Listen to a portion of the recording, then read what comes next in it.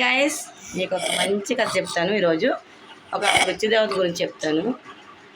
ఒక రాజుగారి కోటలో ఒక దొంగలు పడ్డారట నలుగురు. వాళ్ళు దొంగతనం చేద్దామని ఆ కోటలోకి వెళ్ళి అన్ని చక్కబెట్టుకున్నారట. దొంగతనం చేద్దామనేసరికి అక్కడ ఒక పాము తోములకు వచ్చిందంట. ఆ కోట దాటి బయటకు వచ్చారట. బయటకు వచ్చినా సరే ఇంకా తొమురుతానే ఉందట. అలా తోముకుంటా పోయిందంట. అందులో ఒక ధైర్యవంతుడు వెనక్కి తిరిగి చూసాడట. ఆ పాము మళ్ళీ ఒక అందమైన అమ్మాయిలా మారిపోయి వెళ్తూ వెళ్తూ వెళ్తూ ఉండగా అక్కడ ఒక ఆవుల మంద ఉందంట. ఆ ఆవుల మందలో ఒక ఆవుని చంపుకుని తినేసిందంట. మళ్ళీ అమ్మాయి రూపంలో వెళ్ళిపోతుందంట. అలాగా ఒక సాకల చెరువు వచ్చిందంట. ఆ సాకల చెరువు సాకలోళ్ళు బట్టలు ఉతుక్కునే రాతి బండ కింద దూరేసిందంట. రాతి బండ కింద పామే దూరేసిందంట.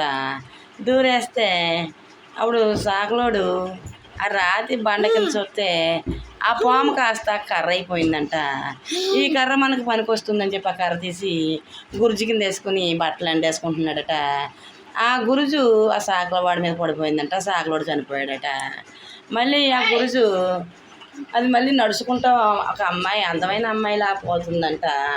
పోతుంటే అప్పుడు అడిగాడట, జటట్టుకుని లాగాడంట ఈ దొంగోడు.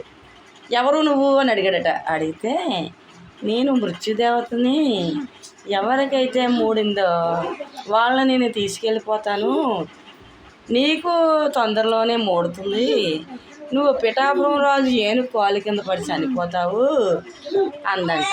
అంటే ఆ దెబ్బకి ఆ దొంగోడు భయపడిపోయి ఆ ఊరే వదిలేసి వెళ్ళిపోయి దూరంగా పోయి వాడెవడో కూడా ఎవరికి తెలియనటువంటి చోటికి పోయి కష్టపడి పని చేసి బ్రతుకుతున్నాడటండి. అక్కడ ఒక అమ్మాయిని పెళ్లి చేసుకున్నాడంట. ఆ అమ్మాయికి కడుపు వచ్చిందంట. ఆ మృత్యుదేవతే అమ్మాయి రూపంలో వెళ్ళి ఈయన పెళ్లి చేసుకుందంట. ఆ అమ్మాయికి కడుపు వచ్చిందంట. బిడ్డను కందంట. అప్పుడు బాలిక సరుకులన్నీ కూడా ఉడకబెడుతున్నాడంట ఒక కుండలో. ఆ పిఠాపురం రాజుగారి యొక్క గొర్రె పోయిందంట. ఆ గొర్రెని ఎవరైనా దొబ్బేశారేమో అనుకుని ఆ రాజ్యం మొత్తం వెతుకుతున్నారంట.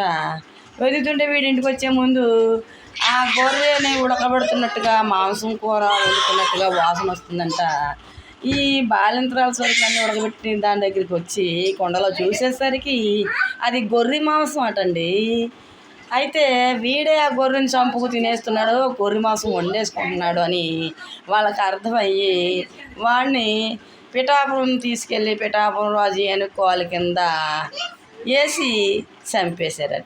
చూసారా, మృత్యుదేవత అంటే అదండి. మనకి ఏ రకంగా సావు ఉందో ఆ రకంగా మనం మరణిస్తాము.